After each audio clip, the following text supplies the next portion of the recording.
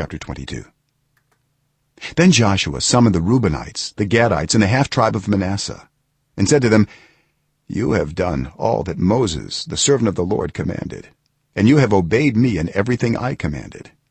For a long time now, to this very day, you have not deserted your fellow Israelites, but have carried out the mission the Lord your God gave you. Now that the Lord your God has given them rest as he promised, return to your homes in the land that Moses, the servant of the Lord, gave you on the other side of the Jordan. But be very careful to keep the commandment and the law that Moses, the servant of the Lord, gave you, to love the Lord your God, to walk in obedience to him, to keep his commands, to hold fast to him, and to serve him with all your heart and with all your soul." Then Joshua blessed them and sent them away, and they went to their homes. To the half-tribe of Manasseh Moses had given land in Bashan, and to the other half of the tribe Joshua gave land on the west side of the Jordan along with their fellow Israelites.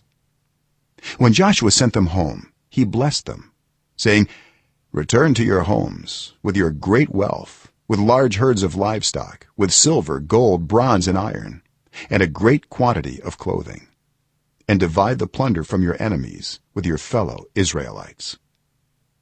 So the Reubenites, the Gadites, and the half-tribe of Manasseh left the Israelites at Shiloh in Canaan to return to Gilead, their own land, which they had acquired in accordance with the command of the Lord through Moses.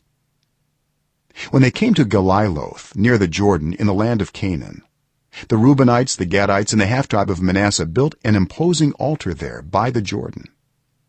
And when the Israelites heard that they had built the altar on the border of Canaan at Galiloth near the Jordan on the Israelite side, the whole assembly of Israel gathered at Shiloh to go to war against them. So the Israelites sent Phinehas, son of Eleazar the priest, to the land of Gilead, to Reuben, Gad, and the half-tribe of Manasseh. With him they sent 10 of the chief men, one from each of the tribes of Israel, each the head of a family division among the Israelite clans. When they went to Gilead, to Reuben, Gad, and the half-tribe of Manasseh, they said to them, "The whole assembly of the Lord says, how could you break faith with the God of Israel like this? How could you turn away from the Lord and build yourselves an altar in rebellion against him now? Was not the sin of Peor enough for us? Up to this very day we have not cleansed ourselves from that sin, even though a plague fell on the community of the Lord. And are you now turning away from the Lord? If you rebel against the Lord today, tomorrow he will be angry with the whole community of Israel. If the land you possess is defiled, come over to the Lord's land, where the Lord's tabernacle stands, and share the land with us. But do not rebel against the Lord or against us by building an altar for yourselves other than the altar of the Lord our God. When Achan, son of Zerah, was unfaithful in regard to the devoted things, did not wrath come on the whole community of Israel? He was not the only one who died for his sin.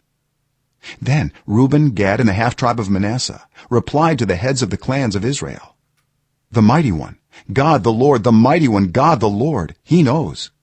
And let Israel know. If this has been in rebellion or disobedience to the Lord, do not spare us this day. If we have built our own altar to turn away from the Lord and to offer burnt offerings and grain offerings, or to sacrifice fellowship offerings on it, may the Lord himself call us to account. No, we did it for fear that someday your descendants might say to ours, 'What do you have to do with the Lord, the God of Israel? The Lord has made the Jordan a boundary between us and you, you Reubenites and Gadites. You have no share in the Lord.'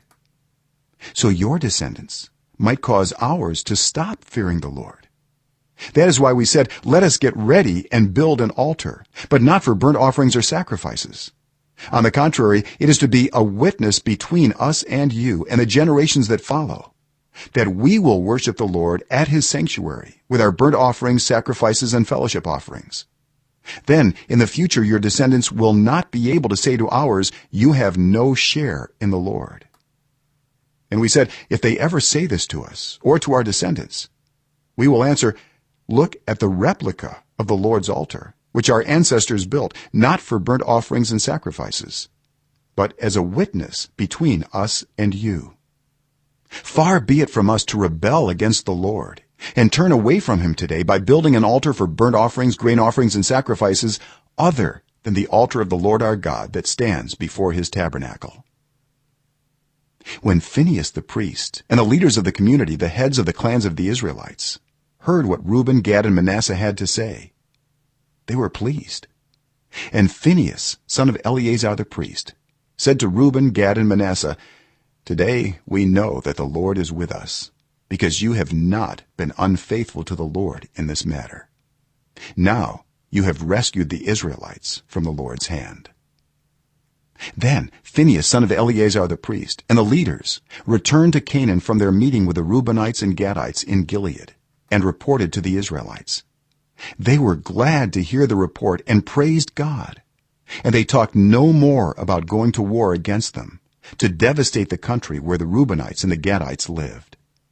And the Reubenites and the Gadites gave the altar this name: "A witness between us that the Lord is God."